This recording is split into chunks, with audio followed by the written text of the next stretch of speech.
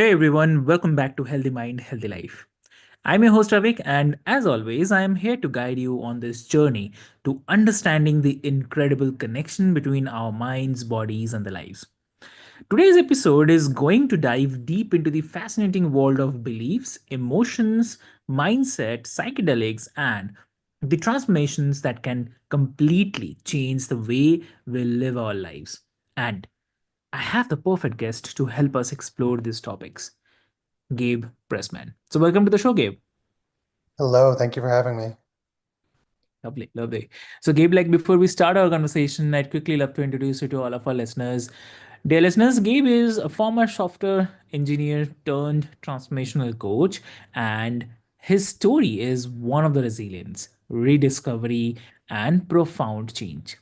So, Gabe went from living what many of us might consider a dream life, making more money than he ever imagined. So, to grappling with anxiety, depression, and even suicidal thoughts. So, in complete desperation, he took a leap of faith and flew to Costa Rica for a retreat. So, what he found that there wasn't just healing, but a sense of community, spirituality, and a whole new way to see the world and himself. So, Gabe, I'm so excited to have you here today with us. Welcome to the show. Thank you. Thank you so much. Lovely, lovely. So, Gabe, your story is so compelling. So, if you can take us back to that moment when you realize that despite having everything society says should make you happy, you were deeply unhappy. So, what was going through your mind at that time? Yeah, thank you. It was almost all at once that I Yeah. woke up and realized for months or years Hmm. I wasn't getting any pleasure out of life. I didn't want to get out of bed, that all week I would wait for work to be over. And then Hmm. when the weekend started, I would wait for the week to start again, to start working again, because I didn't have anything fulfilling. And also the realization that I had moved 4 years ago, excuse me, 2 years ago, and I hadn't really made any close friends, that no Hmm. one in my current life I cared about. Hmm. And I just started wanting something different. Oh, okay. And so when you finally decided to go to Costa Rica, what was the tipping point? I mean, was it a fear, hope, or maybe just exhaustion from the way things were? It was a realization that I needed something big to change if Okay. I wanted anything to be different. Hmm. That I didn't have the faculties in my current life, that going to see a normal therapist or watching Hmm. YouTube videos, social media, whatever it is, self-help books, that wasn't going to do it. And I kind of jumped to the very extreme, going to a retreat serving what a lot of people call as the most powerful psychedelic in the world. Okay. Okay. And so what were some of the core beliefs that you had about yourself and your life before this transformation? It was, I'm not good enough, I'm not worthy, Okay. relationships don't last, Mhm. relationships aren't safe, I'm not safe in my body.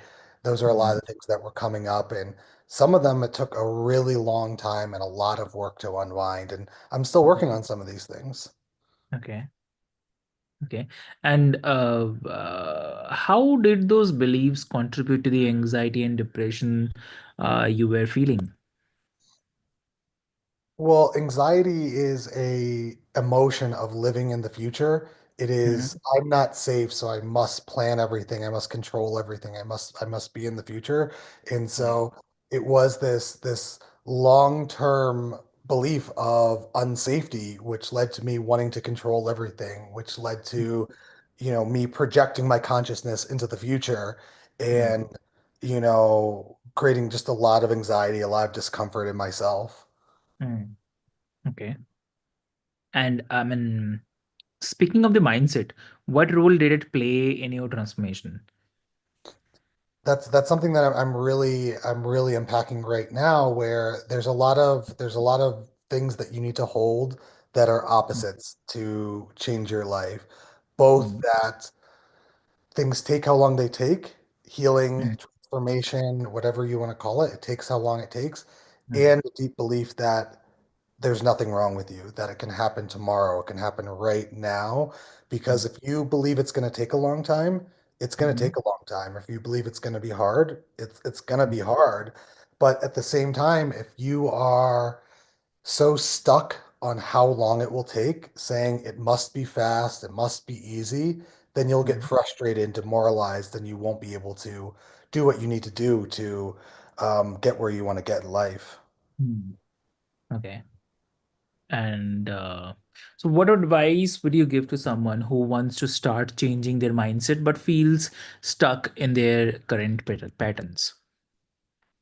Start small, bring awareness to what your thoughts are, that we develop these things over the course of a lifetime sometimes, and just noticing little pieces of language where you say should or need, those are words of coercion, as an example, that instead of saying I should go on a diet, say I get to go on a diet, I want to go on a diet, or I am changing my life.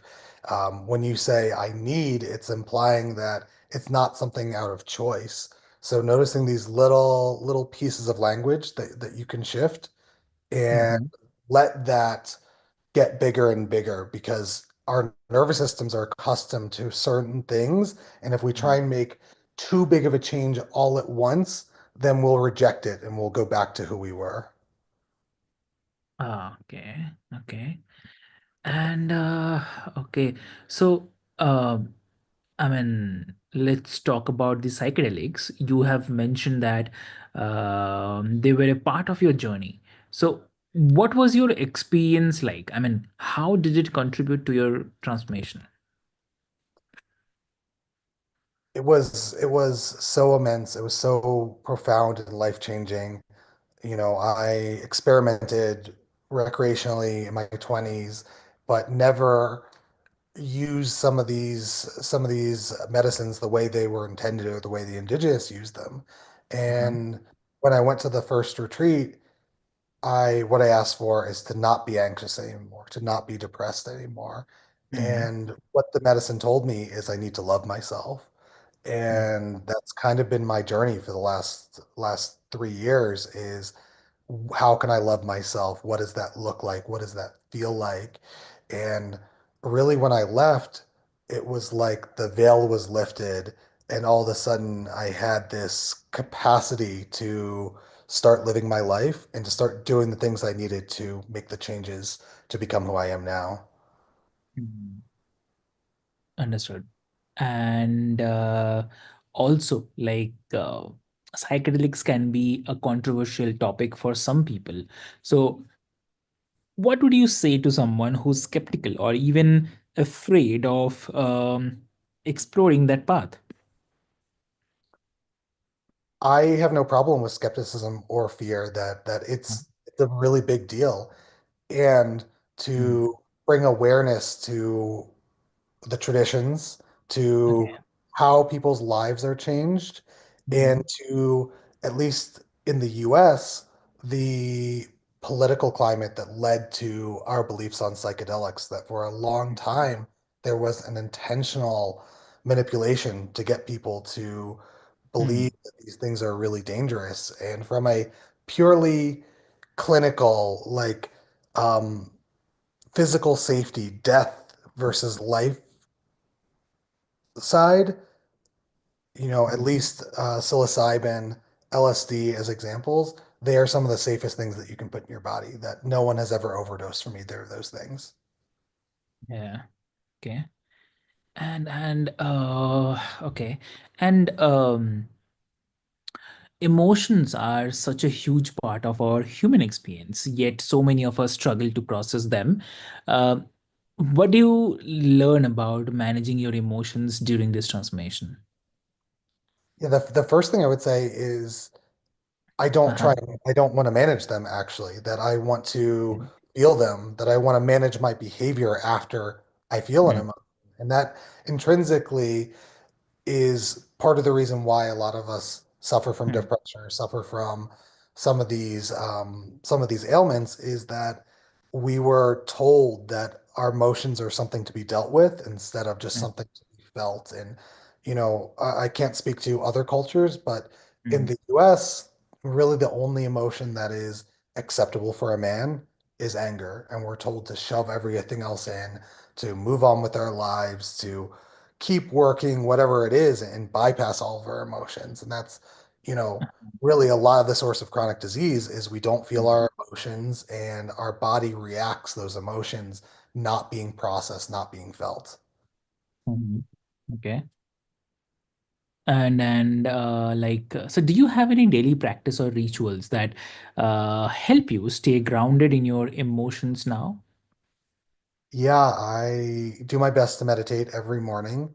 I'm Mm-hmm. not perfect. I don't make it every morning. This morning, because of time zones or whatever the case may be, it was 8:30 a.m. when we planned our call. So, Uh-huh. not being hard on myself. I'm not perfect, but I try and meditate every morning.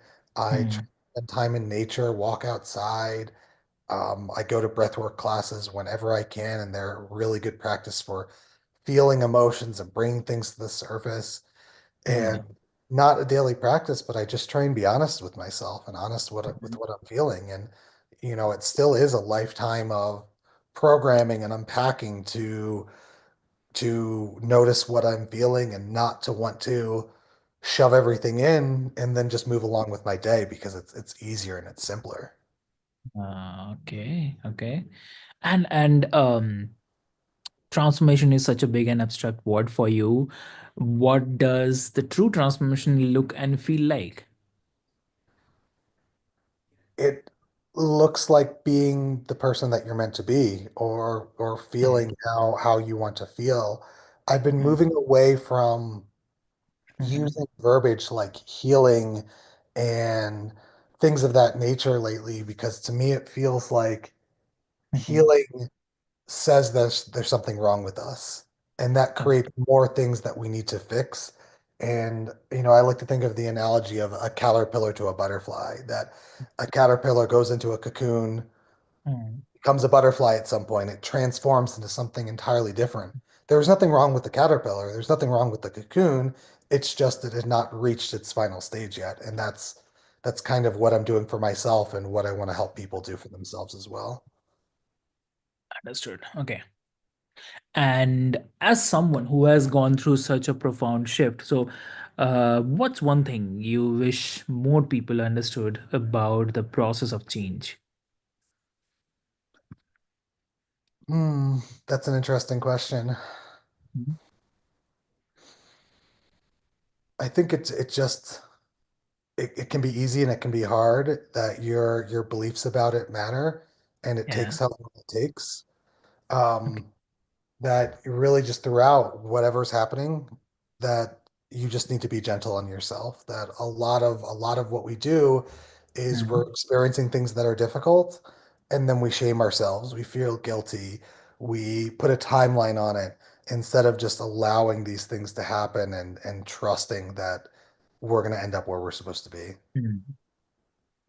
And if someone is listening on is on the brink of change but afraid to take the leap, what would you say to them? Inaction is very fragile, and action makes you more resilient. Action makes you stronger. And if you have a deeply held belief that you need to do something, that that fear is not helping you. And fear serves a lot of purposes, and discerning between fear because I'm in danger and fear because it's new and different is something that we all need to learn. Mhm. And if you're just afraid because it's different, then push yourself and do the thing that is scary, and you mostly won't regret it. You'll regret choosing to stay inactive. I Mhm. heard someone recently say the most dangerous place to be is just good enough. Because if things are bad, you will do something. But if you're just good enough, you'll stay exactly where you are forever. Mhm. Understood. Okay. Okay. That's great. That's lovely. So, Gabe, thank you so much for sharing your story, your insights, and your vulnerability with us. Your journey from software engineer to transformational coach is such a testament to the power of inner work, community, and the courage. So, for everyone who is listening, I hope that this episode has sparked something inside you, and maybe it's the realization that you are capable of more, or maybe it's just the curiosity to explore what might be holding you back. So, remember that the transformation starts with a single step, whether that's questioning your beliefs, changing your mindset, or even just giving yourself permission to feel your emotions. So, if you have found this episode valuable, please share it with a friend who needs to hear this message. And don't forget to subscribe, leave a review, or follow us on social media. So, until next time, keep striving for a healthy mind and a healthy life. So, take care, everyone. Thank you so much.